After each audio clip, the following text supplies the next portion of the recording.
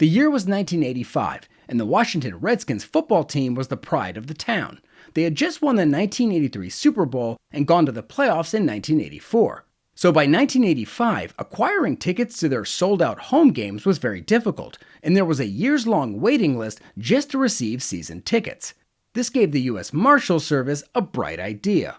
The idea was to lure in wanted fugitives around the D.C. area by offering them free tickets to a Redskins game. Letters were mailed to the last known addresses of more than 3,000 wanted persons with more than 5,000 outstanding warrants. These warrants were for various felonies including assault, robbery, burglary, escape, narcotics violations, rape, arson, fraud, or a combination of these. The invitations were sent out by a fake, brand new sports channel called Flagship International Sports TV, telling them that their names had been randomly selected from a list of DC residents to receive 2 free tickets to the Redskins game that Sunday. The winners were instructed to attend a pregame brunch at the Washington Convention Center where they would be given the free tickets, free transportation to and from the game, and could enter for a chance to win tickets for the 1986 season and the grand prize of an all-expenses-paid trip to Super Bowl 20 in New Orleans. About half the invitations were returned because the suspects had changed addresses,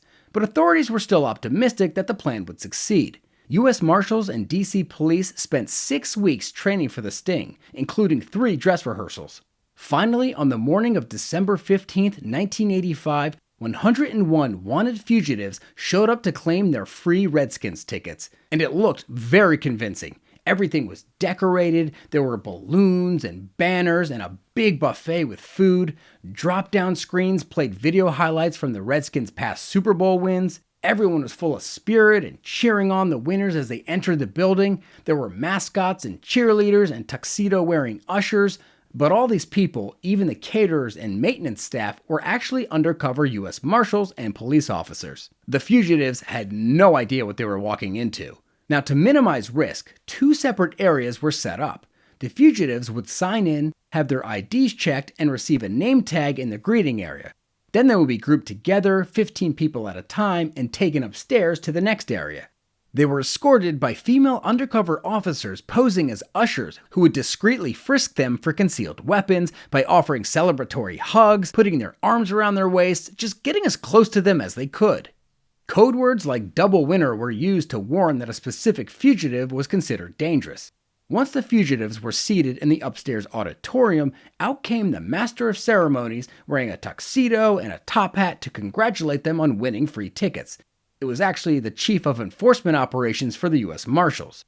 And when he uttered the words, "surprise," that was the cue for the Special Operations Group to come barreling through the doors with guns and body armor, surrounding the fugitives and arresting them. Group by group, the criminals were placed under arrest and processed. The buses they previously thought would take them to RFK Stadium to watch the Redskins game that day instead took them to prison. Those apprehended were wanted for a range of crimes, including assault, burglary, bail violation, parole violation, narcotics violations, rape, arson, and forgery.